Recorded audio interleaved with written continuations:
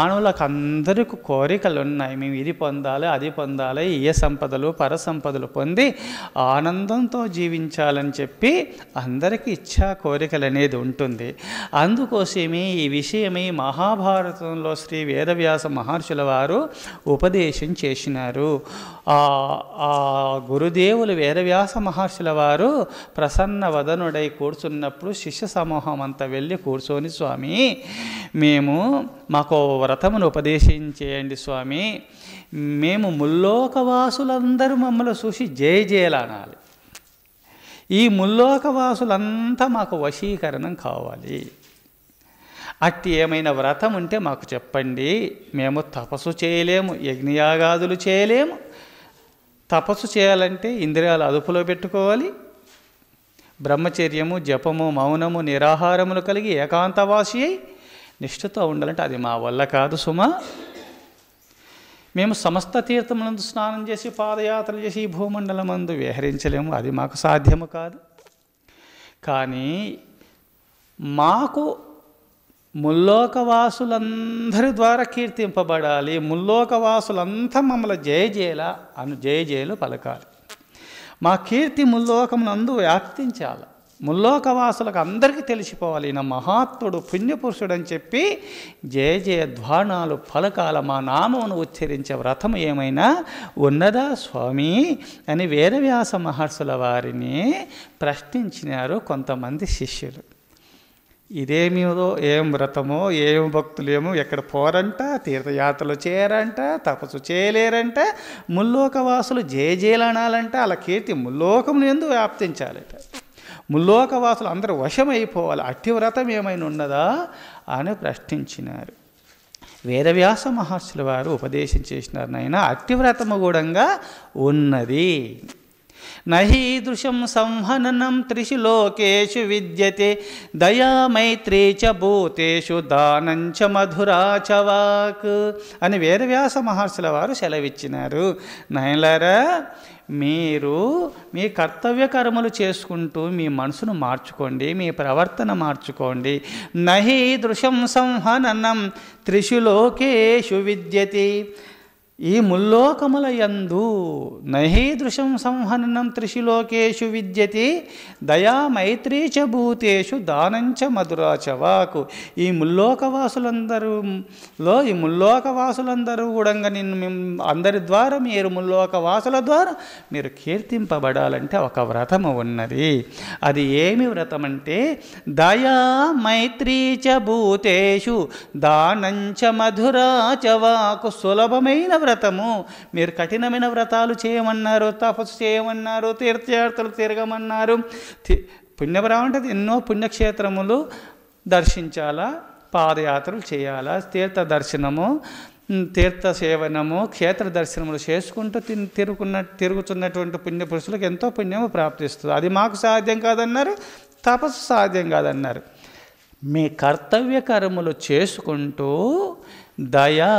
దయగల హృదయమే భగవన్ నిలయము అన్నారు మలయాళ స్వాముల వారు. అందుకోసమే జీవకారుణ్యము గల హృదయమే భగవన్ నిలయము. ప్రతి ప్రాణుల యందు దయ కలిగి ఉండండి.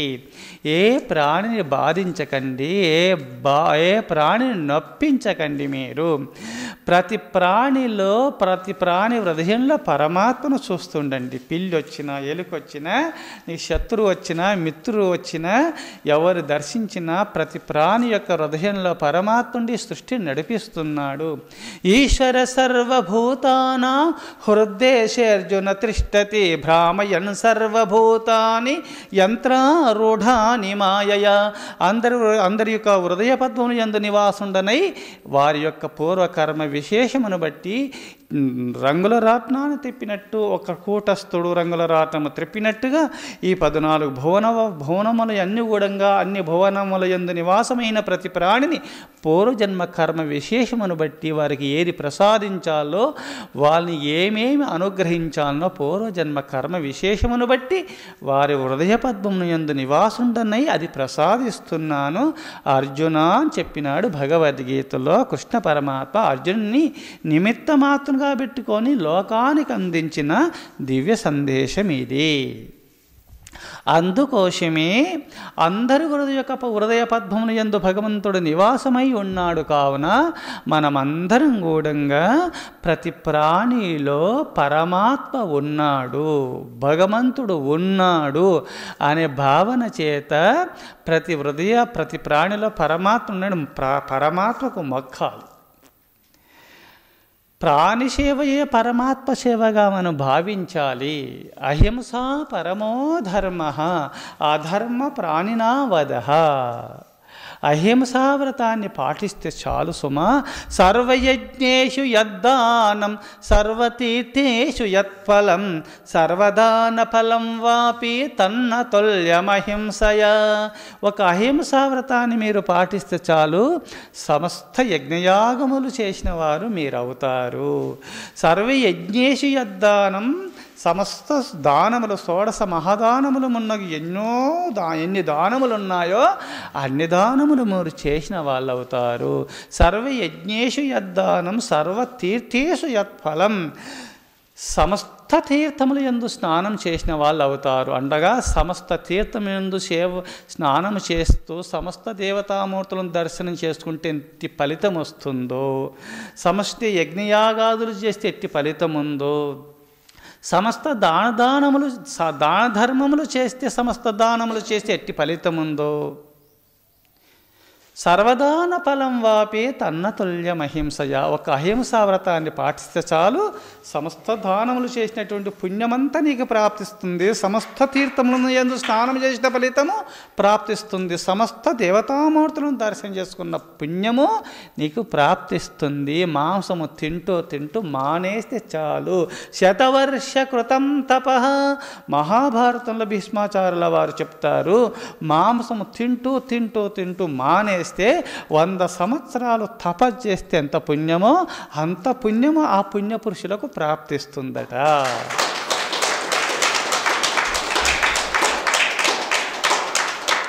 వాళ్ళు మాంసం తింటున్నారు, ఒక పాపం చేయవచ్చును, కానీ పుణ్యపురుషుల యొక్క అనుగ్రహం వల్ల, దైవానుగ్రహం వల్ల, గురుదేవుల అనుగ్రహం వల్ల మంచి మాటలు విని మనసును అదుపులో పెట్టుకొని మత్తుపానీయములు మాంసమును ఎప్పుడు తృణీకరించినారో వదిలేసినటువంటి ఆ పుణ్య సామాన్యమా తింటూ తాగుతూ సాంగత్య దోషం వదులుకున్నటువంటి వాళ్ళు పూర్వ పుణ్యం ఎన్ని జన్మల పుణ్యం చేసుకున్న పుణ్యాత్మలకే అది సాధ్యమవుతుంది సుమా. తింటూ అకస్మాత్తుగా మానుకున్నటువంటి వారికి 100 సంవత్సరములు తపస్సు చేస్తే ఎంత పుణ్యమో అంత పుణ్యము ప్రాప్తిస్తుంది. మరి మధుమాంసాలే తినకుండా పుట్టినప్పటి నుంచి పుణ్యపురుషులైనటువంటి వారికి 100 సంవత్సరాలు, వేల కోట్ల సంవత్సరాలు తపస్సు చేసిన పుణ్యము వాళ్ళ దగ్గర ఉన్నది అని మనం తెలుసుకోవాలి.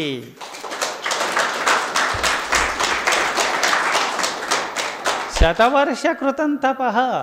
మధుమాంసాలు తింటూ మానేస్తేనే అకస్మాత్తుగా 100 సంవత్సరాలు చేసిన పుణ్యము, తపస్సు చేసిన పుణ్యము ప్రాప్తిస్తుందన్నప్పుడు మరి పుట్టినప్పటి నుంచే తినకుండా పరమభక్తులై పరమాత్మ చింతన చేస్తూ దైవానుగ్రహాన్ని పొందుట నిమిత్తమై ఎప్పుడు జపధ్యాన పారాయణలు చేస్తున్న పుణ్యపురుషులకు ఎంత పుణ్యముందో, ఎన్ని 100,000 కోట్ల సంవత్సరాల పుణ్యమంతా వారికి అండదండగా ఉంది. కావున అట్టి పుణ్యపురుషులు భయపడవలసిన అవసరం లేదు.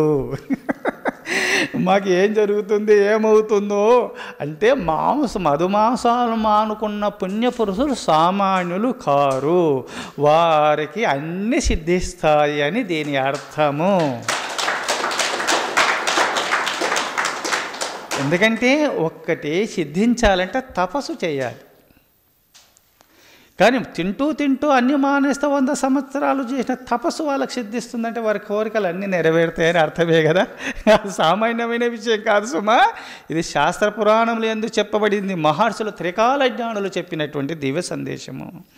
అందుకోసమే మనము ప్రతి ప్రాణి యందు కూడా మధుమాంసములు మానేసేసి, స్వామి మీరు చెప్పుతున్నారు స్వామి మాంసము తింటేనేమో పాపం అంటారు కదా.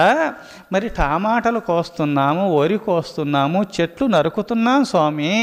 చెట్టు నరుకుతుంటే గొడ్డలి కాటు పడిన చోట నీరు కారిపోతుంటుంది స్వామి. అది రక్తం కాదా? అది పాపం కాదా? అది చనిపోతుంది కదా. మీ హృదయంలో ప్రశ్న ఉదయించవచ్చును. ఇప్పుడు అంతా మానవులంతా అదే, మధుమాంసాలు మానేయండి అని పుణ్యపురుషులు చెప్పుచుండగా, స్వామి మాంసం మానేస్తేనే పుణ్యము, అది అహింసా వ్రతం అంటారు కదా. మరి ఈనాడు మాంసం మానేస్తున్నాం, మరి టమాటాలు మేకలను చంపకుండా, కోళ్ళను చంపకుండా శాకాహారము తింటూ దాంట్ను ఒక ప్రాణసేవయ పరమాత్మ సేవగా భక్తులు భావిస్తున్నారు పుణ్యపురుషులు, సత్పురుషులు. మరి నా టమాటాలు కోస్తున్నాము, మరి వరిని కోస్తున్నాము, చెట్లను నరుకుతున్నాము, అది హింస కాదా అంటే, ఉద్బీజములు, శ్వేతజములు, అండజములు, జరాయుజములు అని బ్రహ్మదేవుడు సృష్టి ఆదులు సృష్టించినాడు. అండజములు గుడ్ల వల్ల పుట్టిన ప్రాణులను చంపితే పాపం వస్తుంది, అవి సంచరిస్తున్నాయి. మావి వల్ల అంటే గుడ్ల వల్ల పుట్టినటువంటి పక్షులు ఎన్నో ఉన్నాయి, ఇంకెన్నో ప్రాణులు సృష్టిస్తున్నాయి. గుడ్ల వల్ల పుట్టే ప్రాణులన్నీ చంపినా పాపం వస్తుంది. శ్వేతజములు చెమట వల్ల పుట్టే ప్రాణులు ఎన్నో ఉన్నాయి, దాంట్లో చంపినా పాపం వస్తుంది. జరాయుజములు మావి వల్ల పుట్టే ప్రాణులను, ఇప్పుడు మనుషులు ఉన్నగు, గోవులు ఉన్నాయి, ఎన్నో ఉన్నాయి. మావి వల్ల పుట్టే ప్రాణులు కొన్ని ఉన్నాయి సుమా, దీనిని చంపినా పాపం వస్తుంది. అండజములు, శ్వేతజములు, జరాయుజములు వల్ల పుట్టిన ప్రాణులను చంపితే పాపం వస్తుంది. ఉద్బీజములు భూమిని పెకిలించుకొని విత్తనాలు వస్తున్నాయి కదా, దాంట్ని చంపితే పాపం లేదు, బ్రహ్మ వరం ఇచ్చినాడు. ఈ ఉద్బీజములు భూమిని పెకిలించుకొని వచ్చుచున్నటువంటి ప్రాణులను తింటే పాపము కాదు. ఎట్లంటే ఇప్పుడు అండజముల వల్ల పుట్టిన ప్రాణులను చంపండి, చచ్చిపోతున్నాయి. అప్పుడే మావి వల్ల పుట్టే ప్రాణులను చంపండి, చచ్చిపోతున్నాయి. శ్వేతజం వల్ల పుట్టిన ప్రాణులను చంపండి, చచ్చిపోతున్నాయి. కానీ భూమిని పెకిలించుకొని వచ్చుతున్నటువంటి విత్తనాలు ఏవైనా సరే, విత్తనాలు చల్లుతున్నారు, పుట్టుతున్నాయి. భూమిని పెకిలించుకొని వచ్చుతున్నటువంటి దుంపలు, మున్నులు, లతలు, తీగలన్నీ పుట్టుతుంది. దాంట్లో కొయ్యండి, చిగురించుకొని వస్తున్నాయి. చెట్టు నరకండి, ఇక చిగురిస్తుంది. ఒక్క కొమ్మ నరికితే 4 కొమ్మలు వస్తున్నాయి. మరి పాపము కాదంటే, బ్రహ్మదేవుడు భూమిని పెకిలించుకొని వచ్చుతున్నటువంటి ఉద్బీజములకు దాంట్ను నరికినప్పటికైనా బాధపడని శక్తి దాంట్లోకి ఇచ్చినాడు బ్రహ్మదేవుడు. అవి బాధపడయి, ప్రాణముంది. పూర్వజన్మ కర్మ విశేషంగా లతలుగా, తీగలుగా, చెట్టుగా పుట్టుతున్నారు జీవులు పూర్వ కర్మను అనుభవించి. కానీ ఆ ప్రాణులకు మాత్రము బాధపడే శక్తి ఇవ్వలేదు. ఎట్లంటే ఇప్పుడు మత్తు ఇంజెక్షన్ ఇస్తారట. వైద్యో నారాయణో హరి, నారాయణులైనటువంటి డాక్టర్లు, పుణ్యపురుషులు, ఇక చేయి దెబ్బ తగిలిందనుకో, దానికి ఆపరేషన్ చేయాలంటే మందు ఎప్పుడైతే మత్తు ఇంజెక్షన్ మందు ఇచ్చినారో, ఆ మత్తు ఇంజెక్షన్ వల్ల ఆ చేయి మండి పారిపోయి దాన్ని నరికినా, దాన్ని కోసినా అది బాధపడతలేదు కదా, దానికి హాని ఉండలేదు కదా, అదే బాధపడటం లేదు కదా. అదే ఆ మత్తు ఇంజెక్షన్ ఇవ్వకపోతే మరి బాధగా ఉంటుందా లేదా? అట్నే ఈ డాక్టర్లు ఏ రూపంగా ఆ చేతికి, ఆ శరీరానికి సమయం వచ్చినప్పుడు శరీరానికి మొత్తము ఎక్కడే అవయము బాధపడకుండా ఈ మత్తు ఇంజెక్షన్ ఇచ్చి అలా దాన్ని రక్షిస్తున్నారో, మానవాళి అందరూ కూడా తినుబండారములు కావాలని చెప్పి ఈ ఉత్తుబీజములు పెకిలించుకొని, భూమిని పెకిలించుకొని వచ్చుతున్నటువంటి ప్రతి ప్రాణి నరికినా ఈ బాధపడినటువంటి అనుగ్రహము ఆ ప్రాణులకు ప్రసాదించినాడు బ్రహ్మదేవుడు. నరికినా మమ్మల్ని నరుకుతున్నారు అనేవి, నరికినా సరే దాన్ని బాధపడే శక్తి దాంట్లోకి, బాధపడేది దాంట్లోకి లేదు. అన్నం లేకున్నా నీరు లేకున్నా ఏం బాధపడదు, ప్రారంధ కర్మానురూపంగా వెళ్ళిపోతూనే ఉన్నాయి సుమా. అందుకోసమే ఉద్బీజములు భూమిని పెకిలించుకొని వచ్చుతున్నటువంటివి ఆ ధాన్యములు, లతలు, తీగలు, ఆకుకూరలు ఉన్నాయి కదా, అవి మీరు తినండి, అది శాకాహారము. దానివల్ల మనకు హింస రాదు, పాపము రాదు. మనకు సృష్టించినాడు బ్రహ్మదేవుడు. అవి బాధపడవి.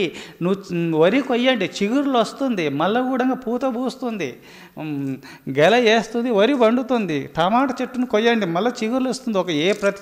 భూమిని పెకిలించుకొని వచ్చుచున్నటువంటి ఉద్బీజములు ఏదైనా సరే దాన్ని నరకండి, కానీ అది బాధపడదు. బాధపడే శక్తి దానికి లేదు. మన శాకాహారములు అవి తిన్నందువల్ల మనకు పాపము లేదని బ్రహ్మదేవుడు ఈ లోకాలను సృష్టించి ఈ ఉగాది రోజున నిర్ణయించినాడు.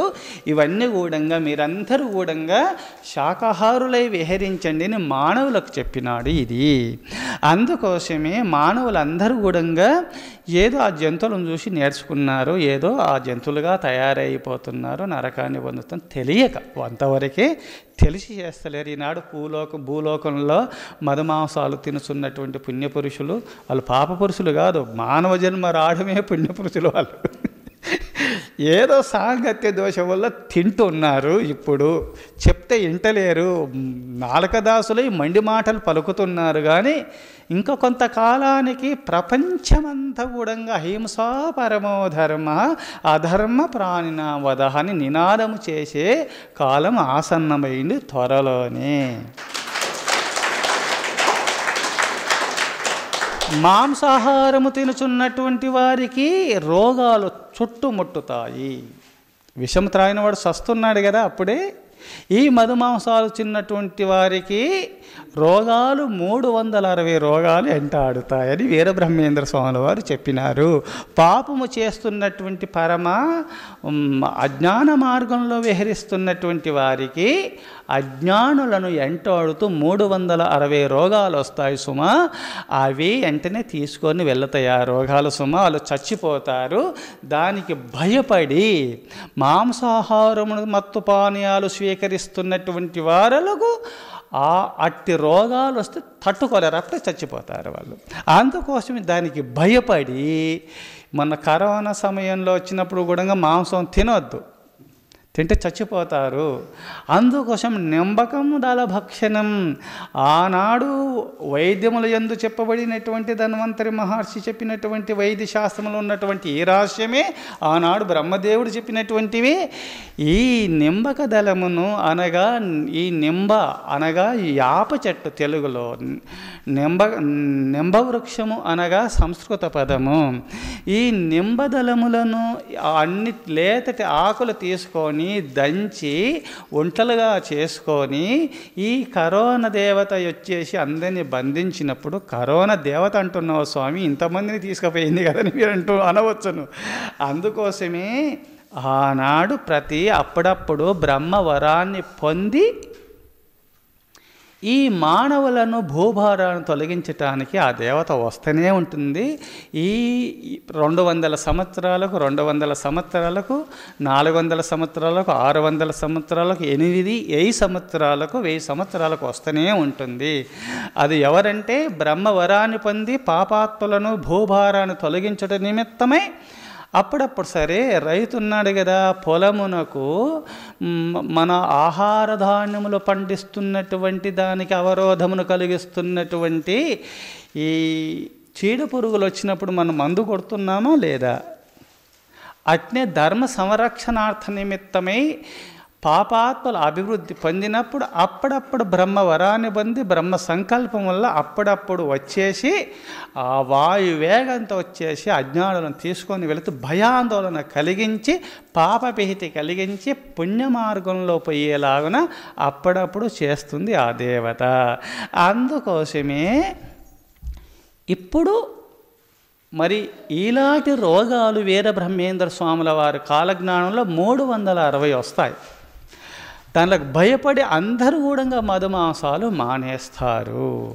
అందరూ కూడా 700 కోట్ల మంది జనాభా పూర్తయినప్పటి నుంచి యుద్ధాలు స్టార్ట్ అవుతాయి, ప్రళయాలు స్టార్ట్ అవుతాయి.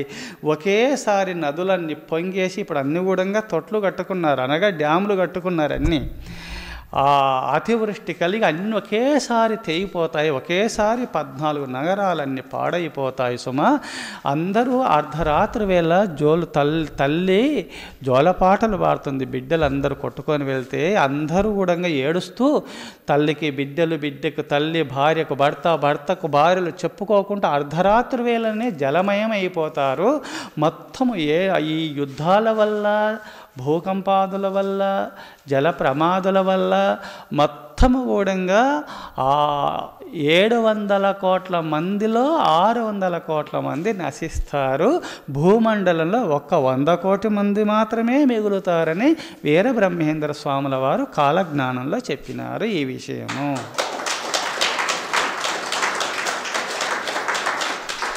అందుకోసమే అప్పుడు భగవంతుడు అవతరిస్తాడు. వచ్చేసి నా రాకకు ముందే అన్నీ జరిగిపోతాయి. కొంతమందే మిగులుతారు. అందులో కొంతమంది పాపాత్ములు కూడా అధికారం చలాయిస్తూ అధర్మ మార్గంలో పోతున్నటువంటి వారలను చెండాడుతాను.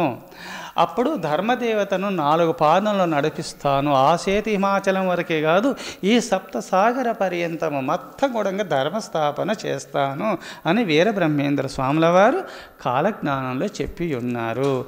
మళ్ళా ఈ 10,000 సంవత్సరాలు వచ్చినప్పుడు ఇప్పుడు వీరభోగ వసంతరాయులు వచ్చేసి, వీరభోగ వసంతరాయులు అనే పదమునకు అర్థము కలికి భగవానుడు అనే అర్థమునకు.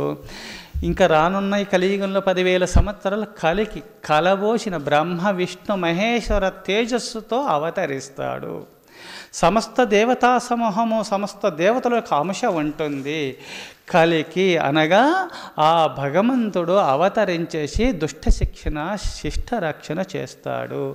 వీరభోగ వసంతరాయుడు ఈ వీరభోగము అంటారు. ఈ ప్రపంచంలో ఎన్నో భోగాలు ఉన్నాయి, వీరభోగము అన్నారు. అన్ని భోగముల కన్నా ఇది వీరభోగం అని ఎందుకు వచ్చిందంటే, అన్ని భోగాల కన్నా ఒక పెద్ద భోగం ఒకటి ఉంది, వీరభోగము. అదే వీరభోగం అంటే అన్ని ఇంద్రియాలను జయించి, కర్మేంద్రియాలను, జ్ఞానేంద్రియాలను జయించేసి అంతఃకరణాన్ని జయించినటువంటి పుణ్యపురుషులు ఏ బ్రహ్మచర్య దీక్ష పూర్తి ఆ బ్రహ్మానంద సాగర్లో మునుగుతుంటారో, మనసా కర్మణ వాచ త్రికరణ శుద్ధిగా బ్రహ్మచర్య వ్రతాన్ని పూని కాంతాకనకాల ముట్టకుండా సదా ధర్మాచరణ కలిగిన పుణ్యపురుషులు ఏ లోకశ్రేయస్సుకు బ్రహ్మచర్య దీక్ష భూని, మనసా కర్మణ వాచ బ్రహ్మచర్య దీక్ష భూని బ్రహ్మానంద సాగర్లో విహరించడమే అది వీరభోగము అంటారు. వసంతరాయుడు, ఇది వసంత ఋతువు వచ్చింది. ఇప్పుడు చైత్రమాసము, చైత్రము వైశాఖము, ఈ 2 మాసంలో వసంత ఋతువు ఉంది. ఈ వసంత ఋతువులో వసంతరాయుడు అంటే ఈ చైత్రమాసము, వైశాఖ మాసంలో ఈ మధ్యలో ఈ 2 మాసములు ఎందుకు వసంత ఋతువు అందే వస్తాడు.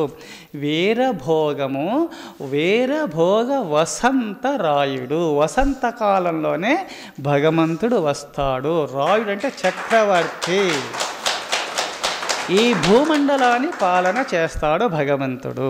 అందుకోసమే నేను వీరభోగ వసంతరాయుడనై వస్తాను. దాసులైనటువంటి వారికి, ఇంద్రియాలను దాసత్వం చేసినటువంటి వారికి అట్టి ఇంద్రియాలను వాళ్ళకు దాసత్వం చేస్తాడు. అనగా అట్టి ప్రబోధముల ద్వారా అట్టి సనాతన ధర్మాన్ని ఆచరింపచేస్తూ మానవాళిని ఊడంగా ధర్మ మార్గంలో పయనింపచేస్తూ సత్యము, దయా, తపస్సు, దానములు ధర్మదేవత యొక్క పాదములు. కృతయుగంలో ధర్మదేవత సత్యము, దయ, తపస్సు, దానములు. కృతయుగంలో ఈ సృష్టిని సృష్టించినప్పుడు ఈ ఉగాది రోజున ఈ సృష్టి ఆదిలో ధర్మదేవతను, ఈ 4 ధర్మదేవతను సృష్టించేసి ధర్మదేవత అమ్మ ఈ సత్యము, దయా, తపస్సు, దానములు ఈ 4 పాదాలు నీ పాదములు, ఈ 4 మార్గంలో నువ్వు విహరిస్తుండాలని ధర్మదేవతకు చెప్పినాడు. త్రేతాయుగం వచ్చేసరికల్లా కృతయుగము 4 కృతయుగంలో నా ధర్మదేవత 4 పాదముల చేత విహరించింది. త్రేతాయుగం వచ్చేసరికల్లా త్రీని అంటే 3 సత్యము నశించింది, దయా తపస్సు దానముల ద్వారా విహరించింది. అంటే 2 ద్వాపర యుగం వచ్చేసరికల్లా తపస్సు దానముల ద్వారానే విహరిస్తుంది. ధర్మదేవత 2 పాదములతో సంచరిస్తుంది.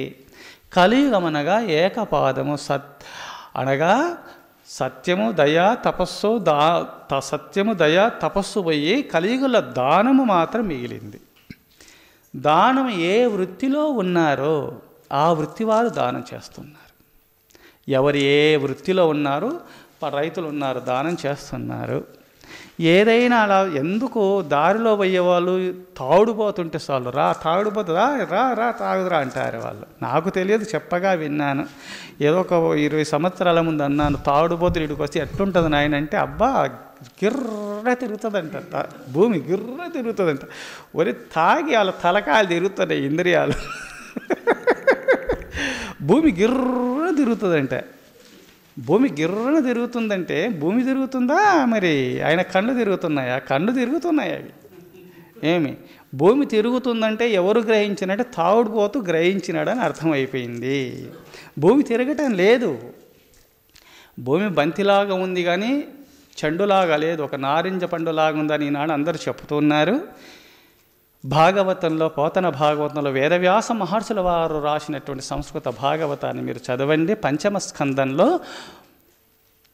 సుఖయోగీంద్రుల వారు పరీక్షిత్తు మహారాజుకు చెప్పినటువంటి భూగోళ నిర్ణయం మీరు చదవండి. సూర్య భగవానుడు తిరుగుతున్నాడు, భూమి పద్మంలాగా ఉన్నది. ఈ భూమి ఇక్కడ సుమేరు పర్వతము, మేరు పర్వతము, ఉత్తర భాగంలో మేరు పర్వతము, దక్షిణ భాగంలో సుమేరు పర్వతమును భూమి సృష్టి ఆదిలో బ్రహ్మదేవుడు సృష్టిని సృష్టించగానే నారాయణుడు సుమేరు పర్వతమును మేరు పర్వతము 2 కొయ్యలుగా కొట్టినాడు, తిరగకుండా కదలకుండా. ఈ దేవి భాగవతంలో మీరు చదవండి, తెలుస్తుంది మీకు.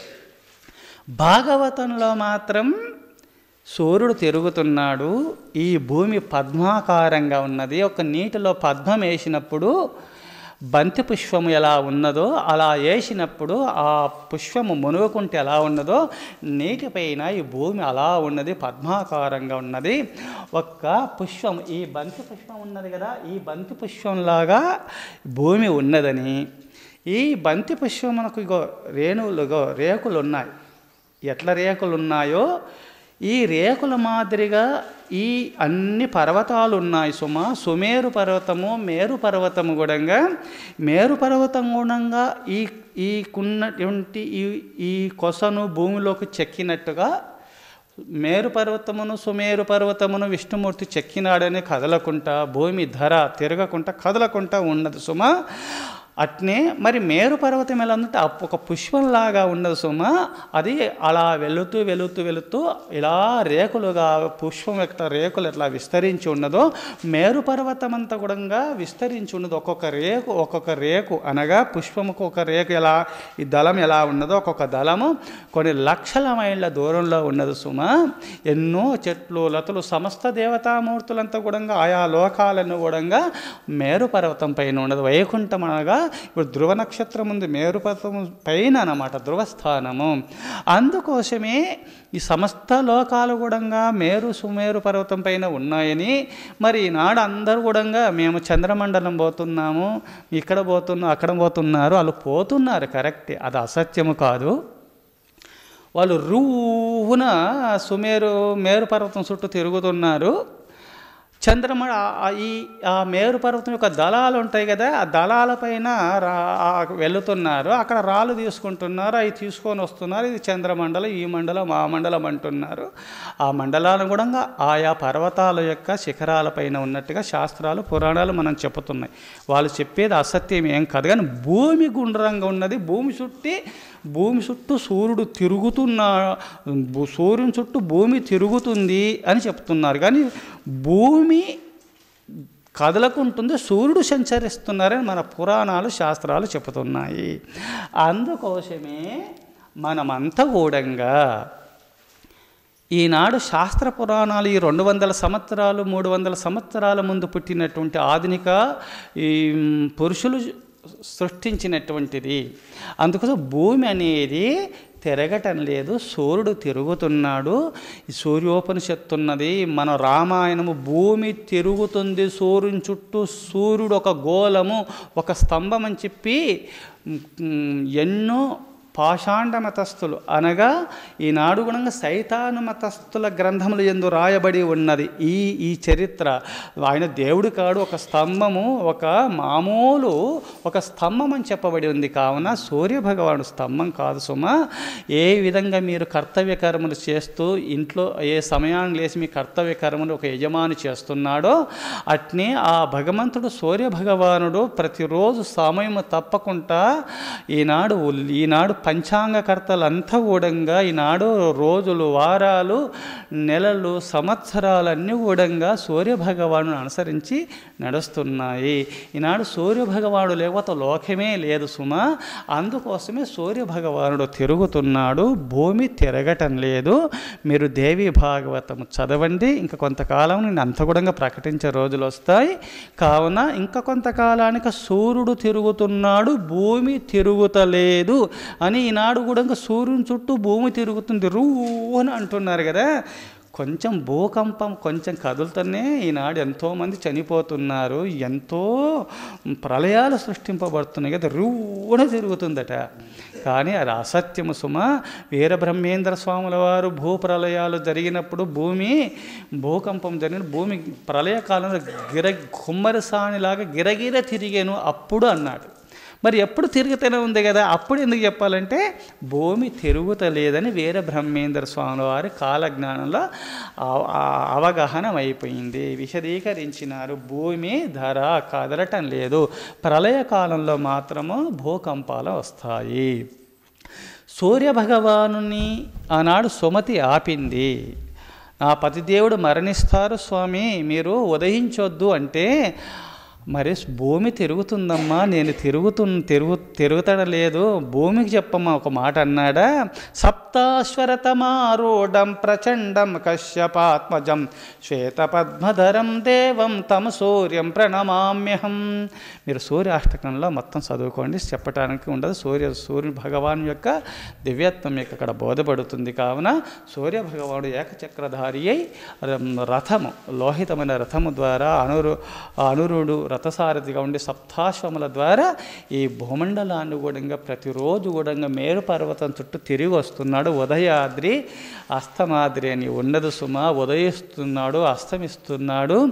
ఆనాడు ఆంజనేయ స్వామి గురుదేవులైన సూర్యభగవానుల వారు చెప్పినారు, ఆంజనేయ నీకు విద్య నేర్పుతానన్నాను, మరి గురుదేవ నాకు విద్య నేర్పాలన్నప్పుడు నైనా ఎప్పుడు తిరుగుతున్నాను కదా, నేను ఎప్పుడు ఒక చోటు ఉండని తిరుగుతూ ఉంటానంటే, గురుదేవ మీ అందరి అనుగ్రహం వల్ల నాకు సమస్త అనుమాద సిద్ధులు ఉన్నాయి కదా, నేను ఉదయాద్రి పైన అస్తమాద్రి పైన కాలు పెడతాను, నువ్వు వెళుతుంటే యోగశక్తి ద్వారా నువ్వు చెబుతూ ఉండు, నేను వింటూ ఉంటాను. సమస్త వేద శాస్త్రాలు సూర్యభగవానుడే ఆంజనేయ స్వామికి నేర్పినాడు కదా. అందుకోసమే మరి పండని మృంగటానికి వెళ్ళినాడు కదా సూర్యభగవాన్ని. ఈనాడు ఒక 200-300 సంవత్సరాల ముందు పుట్టిన శాస్త్రాలు సైతాను ధర్మ సైతాను ప్రవక్తకులు రాసినటువంటి వారలు, సైతాను విద్యలు కలిపురుషుని సంతానాలు రాసినారు. కానీ యుగయుగాల నుంచి వచ్చినట్టు రామాయణము, భారతము, ఉపనిషత్తులు, పురాణముల యందు కూడా ఏనాడో త్రికాల జ్ఞానులు చెప్పే ఉన్నారు సుమ.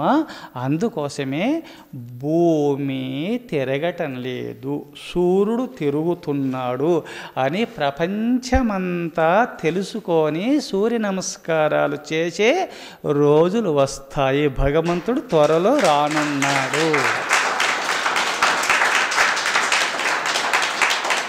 ఈ సైతాను ధర్మాలు, ఈ నాస్తిక ధర్మాలు, నాస్తిక మత ప్రవక్తకులంతా స్థాపించిన ఎంత కాలగర్భంలో కలిసిపోతాయి. ఆ శాస్త్రాలు దేనికి గొరగాదు, సనాతన ధర్మమే ఉద్ధరింపబడుతుంది. అందుకోసమే ఈనాడు కలిపురుషుడు జూదము, పానము, వ్యభిచారము, జీవహింసలు కలిపురుషుని ధర్మములు జూదమాడడము, పానము తావడము, వ్యభిచారము చేయడము, జీవహింస చేయడము ఈ కలిపురుషుని యొక్క ధర్మములు. 4 పాదాలతో విహరిస్తున్నాడు. కావున ఈ 4 పాదాలు లేకుండా చేస్తాడు వీరభోగ వసంతరాయుడు. ధర్మదేవతను ఆ కలిపురుషుని అనగా కలిదేవతలను 4 పాదాలు లేకుండా చేసి ఈ కలియుగంలోనే కృతయుగ ధర్మాన్ని నిలుపుతాడు. ధర్మదేవతను సత్యము, దయా, తపస్సు, దానముల ద్వారా 4 పాదాలతో ధర్మదేవత విహరించేలాగున చేస్తాడు వీరభోగ వసంతరాయుల వారు. అందుకోసమే మీరందరూ కూడా ఆ భగవంతుణ్ణి వేదవ్యాస మహర్షుల వారిని ప్రశ్నించినారు కదా, మేము ముల్లోకవాసులు అందరి యొక్క అనుగ్రహాన్ని పొందాలా, అందరి ద్వారా మేము కీర్తికాములం అనిపించుకోవాలి అనుకుంటే అలాంటి వ్రతము ఉన్నదాని వేదవ్యాస మహర్షుల వారు ప్రశ్నించినారు కదా. అందుకోసమే మీరు దైవానుగ్రహాన్ని పొంది సమస్త ముల్లోకవాసుల యొక్క అనుగ్రహాన్ని మీరు పొంది అందరి ద్వారా కీర్తికాముడు అనిపించుకోవాలంటే, అందరి ద్వారా మన్నలను మీరు అందుకోవాలంటే అహింసా వ్రతాన్ని పూనండి. అందుకోసమే నహీదృశం సంహననం త్రిషు లోకేషు విద్యతే దయా మైత్రీ చ భూతేషు దానంచ మధురా చ వాకు. దయ కలిగి ఉండండి, మిత్రస్య భావ మైత్ర, మిత్రభావన కలిగి ఉండండి. సూర్యభగవానునికి మిత్రుడని ఉన్నది పేరు, సూర్యభగవానునికి మిత్రుడు అని పేరున్నది. సూర్యభగవానుల వారికి మొక్కినా సరే వాళ్ళ కాంతిని ఇస్తున్నాడా లేదా? మొక్కని వారికి ఇస్తున్నాడు, మొక్కేవారికి ఇస్తున్నాడు. ఎవరిని తిరిగి ఆయనకు మొక్కినా సరే మొక్కకున్న తన కర్తవ్య కర్మ చేసుకుంటూ పోతున్నాడు సూర్యభగవానుడు. మీరు సూర్యభగవాను లాగా ఉండాలి. నిందించిన వాళ్ళకి మేలు చేయండి, మీరు మేలు చేసిన వారికి మేలు చేయండి, కిడి చేసిన వాళ్ళకి మేలు చేయండి. అందరి హృదయంలో భగవంతుని చూడండి, అందరిపైన దయ కలిగి ఉండండి, క్రూరత్వము పెంచుకోవద్దు. దయ కలిగిన వారే ఆ దైవము యొక్క కరుణా కటాక్షాన్ని పొంది తీరుతారు. అందుకోసమే దయా మైత్రీ చ, మిత్రుని వలె మైత్ర భావన కలిగి మీరు విహరించండి. సూర్యభగవానుని ఆదర్శంగా తీసుకోండి. సర్వావస్థల యందు కూడా అందరి యందు కూడా మైత్రి భావన కలిగి ఉండండి. అందరి మిత్రుగా చూసుకోండి. శత్రుత్వం అనేది వదిలేసుకున్న వారే ఆ భగవంతుని యొక్క అనుగ్రహాన్ని పొందుతారు. దయా మైత్రీ చ భూతేషు దానంచ మధురా చ వాకు. దానం చేసుకోండి. చీమలకు కానీ, పక్షులకు కానీ, పిల్లులకు కానీ, కుక్కలకు కానీ మీ శక్తి కొలది. ఉన్నవాళ్ళు మాత్రం తటాకం ధన నిక్షేపం బ్రహ్మస్థాప్యం సురాలయం అరామకృతి సత్రాన్ని సప్త సంతాన సంజకాహ. సప్త సంతానములు మీరు కూడా కనండి, సప్తదానములు మీరు చేసుకోండి. ఉన్నవారలు, లేని వారలు మాత్రము చీమలకైనా సరే చక్కని దానం చేయండి చాలు. అంత భక్తి భావనతో అంత పుణ్యమే మీకు ప్రాప్తిస్తుంది. ఏనుక అంతే ఆకలి, చీమకు కూడా అంతే ఆకలి సుమ. ఆ చీమకు కడుపు నిండినా సారు, ఏనుకు బండెడు చెరుకు అవసరం సుమ. దాని ఆకలి తీరాలంటే చీమకు ఒక గోధుమ రవ్వ అయితే చాలు, ఎన్నో చీమలు తింటాయి, కడుపు నింపకుంటాయి. లేనివారు పరమేశ్వర నాకు ఇవ్వలేదు కదా, నేను చీమలకు దానం చేస్తానని చేసుకోండి, భగవంతుడు సంతోషిస్తాడు. ఉన్నవారు మేము చీమలకే దానం చేస్తానంటే ఊరుకోరు, వాళ్ళు ఏనులకు దానం చేసుకోవాలి. ఉన్నవాళ్ళు మాత్రము తటాకం ధన నిక్షేపం బ్రహ్మస్థాప్య సురాలయం అరామకృతి సత్రాన్ని సప్త సంతాన సంజకాహ. అందుకోసమే చెరువులు త్రవ్వించడము, తటాకములు త్రవ్వించి అక్కడ బావులు త్రవ్వించడము, దిగుడు బావులు త్రవ్వించడము, దేవాలయాలు నిర్మించడము, స్వరాలయములు అనగా బ్రహ్మస్థాప్య ఆశ్రమాలు నిర్మించడము, అన్నదానాలు నిర్మించడము, ఆకలి కొన్నటువంటి వారికి అన్నము పెడుతూ ఆ భగవంతుని ఒక కైంకర్య నిమిత్తమై పూల తోటలు వేయించడము, భగవంతుని యొక్క ధూపదీప నైవేద్యమై ఒక నిధిని బ్యాంకులో పెట్టి వచ్చిన వడ్డీతో భగవంతుని యొక్క ధూపదీపాలకు వచ్చేలాగున ప్రతిరోజు నైవేద్యము పెట్టేలాగున ధూపదీప నైవేద్యములు ఆ భగవంతుని కైంకర్యార్థమై ఒక నిధిగా పెట్టడము. ఇలాంటి ఉన్నవారులు ఈ సప్త సంతానముల యందు ఏ ఒక్కటి చేసుకున్నా సరే వారికి జ్ఞానమన పుత్రుడు ఉదయిస్తాడు. అంటే వారికి జ్ఞానం ఉదయిస్తుంది. జ్ఞానాదేవత కైవల్యం. జ్ఞానోదయం ఎప్పుడు కలిగింది? వారికి జన్మ లేదు. ఇక వాళ్ళు కడసారి జన్మ, వాళ్ళు ముక్తాత్ములైపోతారు. అందుకోసమే దానంచ మధురాచ వాకు, తీయటి మాటలు మాట్లాడండి చాలు. ఇది చూశారా? తపస్సు చేయమని చెప్పలే వేదవ్యాస మహర్షుల వారు. మీరు శక్తి కొలది ఈ 4 వ్రతాలు పాటించండి.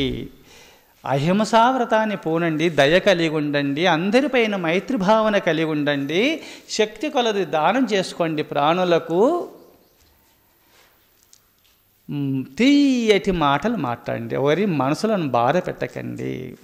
శరీరాన్ని గాయపరిస్తే దాన్ని మందు పెట్టి దాన్ని సరి చేస్తాం. మనసు గాయపడింది అనుకో, అది ఎనుమీరిగనే నిమ్మారు మమ్మారు కాచియతక నేర్చు కమ్మరీడు మనుషి హిరిగేనేని మరి అంట నేర్చున విశ్వదాభిరామ వినురవేమ.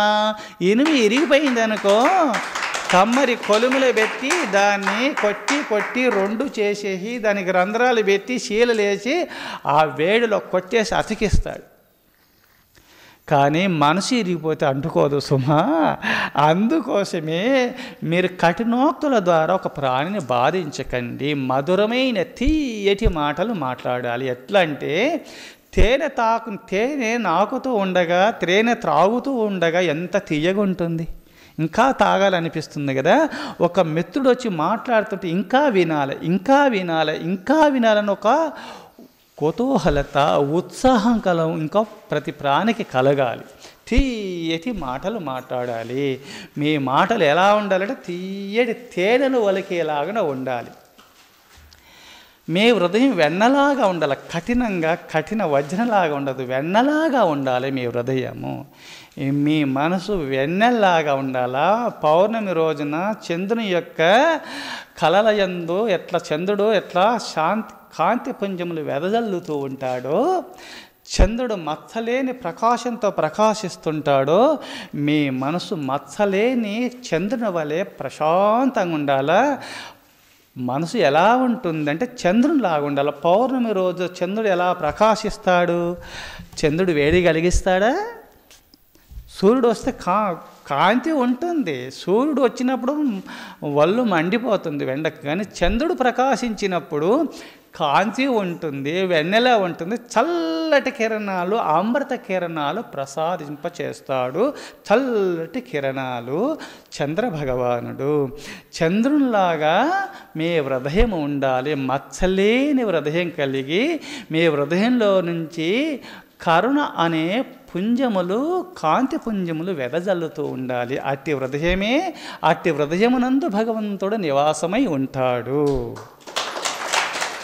అందుకోసం ముల్లోకవాసులందరి ద్వారా మీరు మన్నలను అందుకోవాలంటే అహింసావ్రతాన్ని పూనండి, దయ కలిగి ఉండండి, మిత్రభావనతో అందరినీ ప్రేమించండి, అందరినీ గౌరవించండి, దానము చేసుకోండి. మధుర వాకులు తెయ్యటి మాటలు మాట్లాడితే చాలు, మీరు అందరి ద్వారా మీరు గౌరవాన్ని పొందుతారు. ముల్లోకవాసులంతా కూడా జై జై అంటారు. ఈయన పుణ్యపురుషుడు అంటారు. అందరు ఏ మాట పలుకుతారో లోకము చనిపోయే సమయంలో ఆ దేవతలు అదే నిర్ణయిస్తారు. అందుకోసం పుణ్యపురుషులకు మాత్రం స్వర్గము ప్రాప్తిస్తుంది, పాపాత్ములకు నరకము ప్రాప్తిస్తుంది. ఆ పుణ్యము చేస్తూ ఫలితాన్ని ఆశించకుండా, పాపము చేయకుండా పరమాత్మ చింతన చేస్తున్నటువంటి వారికి ఇంకా జన్మ లేదు, కైవల్యాన్ని పొంది తీరుతారు వారు. అందుకోసము ఈనాడు ఉగాది రోజున మీరు ఆ పరమాత్మ చింతన చేసుకుంటూ ఈనాడు ఒక్కరోజే కాదు సుమా, ఈ షడ్రుసులు ప్రతిరోజు తింటేనే ఉన్నాము. నింబక పూత ఉంటుంది, నింబక వృక్షం యొక్క ఆ పూత ఉంటుంది, తీసుకోండి. దాన్ని అంతా కూడా నీడలో ఆరబెట్టి బాగా దంచుకొని రోజు ఒక స్పూన్ వేసుకోండి.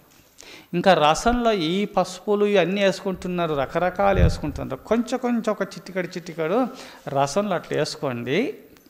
షడ్రుసులు కూడా వగరు చేదుగా ఉంటుంది, దానివల్ల ఎంతో ఆరోగ్యం ఉంటుంది సుమా.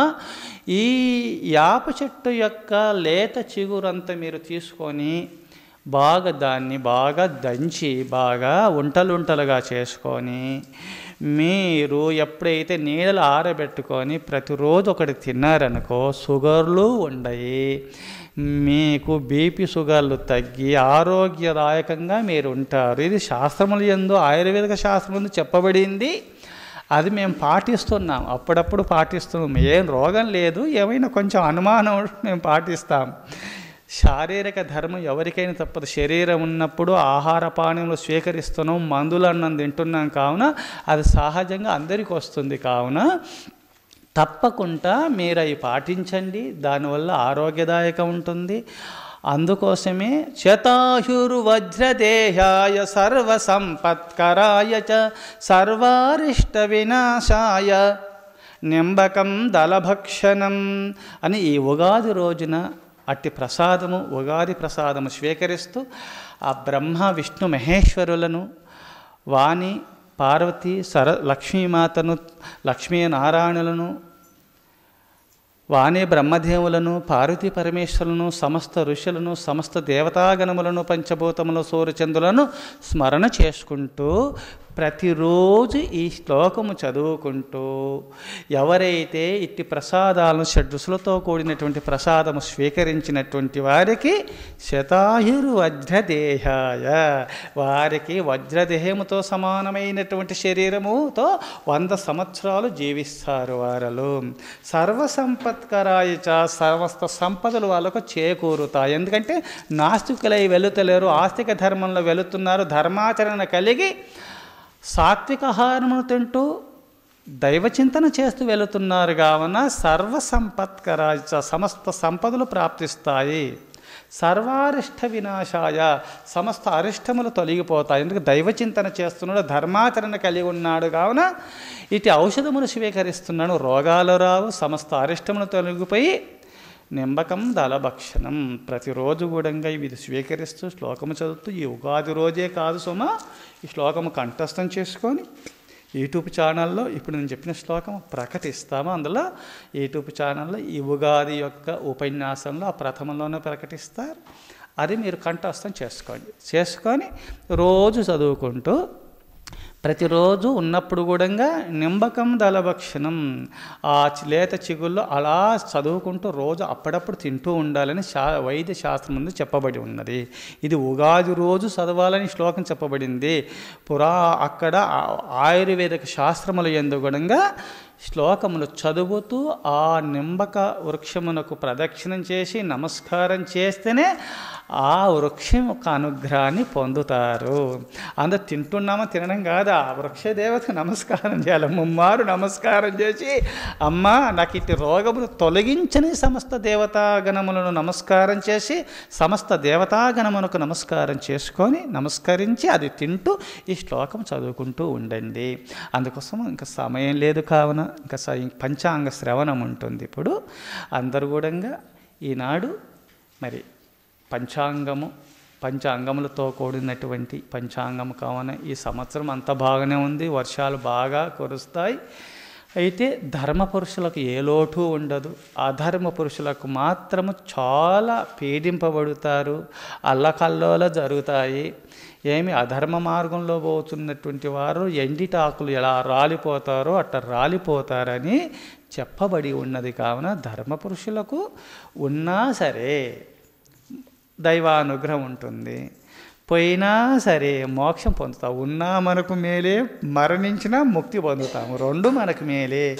అందుకోసం అధర్మపరులైనటువంటి వారు ఉన్నా నరక బాధలు అనుభవిస్తారు, పోయినా మళ్ళీ నరకాన్ని పోతారు. అందుకోసమే మనమందరం కూడా అధర్మ పురుషుల యొక్క మనసును మార్చు స్వామి, ధర్మ మార్గంలో పోయిన వాళ్ళ బుద్ధి మార్చు స్వామిని, విశ్వశాంతికి మనం పరితపించు వారే ఆత్మశాంతిని పొందుతారు. కావున వీళ్ళు పాపాతులు తిట్టకూడదు. ఎందుకంటే పాప మార్గంలో పోతున్నారని వాడవలసిందే అంతవరకే. కానీ ఎన్ని జన్మల యొక్క పుణ్యం చేసుకుంటేనే ఈ మానవ జన్మ వచ్చింది. కావున తెలియకేదో మధుమాంసాలు తింటూ చెడు మార్గంలో పోతున్నారు. కావున వాళ్ళు తెలుసుకునేలాగున వాళ్ళ చెంతకు వేలు వాళ్ళు తిట్టినా సరే వాళ్ళు నరకాన్ని పొందకుంటే చాలు, మనకు కావాల్సిందే. తిట్టి శరీరం ఉండదు, తిట్టుకున్న శరీరం ఉండదు. కానీ పరోపకారార్థం ఇదం శరీరం, మనం పరోపకారార్థం నిమిత్తమే మానవులను సృష్టించినాడు. 83,99,999 ప్రాణులను సృష్టించి బ్రహ్మ సంతోషించకుండా అన్ని ప్రాణుల సేవ చేయుట నిమిత్తమే మానవుని సృష్టించినాడు. మన ప్రాణసేవ చేయుట నిమిత్తమే మనం పుట్టినాము.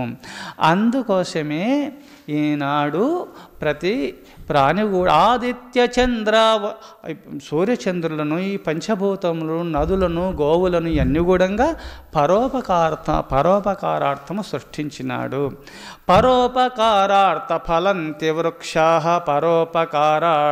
పరోపకారాయ ఫలంతి వృక్షా పరోపకారాయ దుహంతి గావః పరోపకారాయ వహంతి నద్యః పరోపకారార్థమిదం శరీరం. పరోపకారార్థమయ్యే గోవులు పాలిస్తున్నాయి, పరోపకారార్థమై వృక్షాలు నీడలిస్తున్నాయి, ఫలాదులను ఇస్తున్నాయి, నదులు ప్రవహిస్తున్నాయి. పరోపకారార్థ నిమిత్తమై పరులకు ఉపకారం చేయటం నిమిత్తం అనగా ప్రాణులకు సేవ చేయటం నిమిత్తమే మనలను సృష్టించినాడు బ్రహ్మదేవుడు. అందుకోసమే ప్రతి ప్రాణి శ్రేయస్సు కోరుకోవాలి. ప్రాణి సేవ చేయుట నిమిత్తమే మనం పుట్టినాం. కావున పరోపకారార్థం ఇదం శరీరం, పరోపకారార్థం నిమిత్తమే మానవుని సృష్టించినాడు. కావున మీరందరూ కూడా ఆ భగవంతుని అనుగ్రహం పొందాలన్నా, ముల్లోకవాసులందరూ కూడా ఈయన పుణ్యపురుషుడు, ధర్మాత్ముడని అందరి ద్వారా అనిపించుకోవాలన్నా ఇప్పుడు చెప్పినటువంటి శ్లోకం యొక్క అర్థమును మీరు గ్రహిస్తూ ధర్మ మార్గంలో పయనిస్తూ దైవచింతన చేస్తూ మీ జీవితాన్ని గడుపుకుంటూ ముక్తాత్ములు కావాలని కోరుతూ ఓం తత్సత్.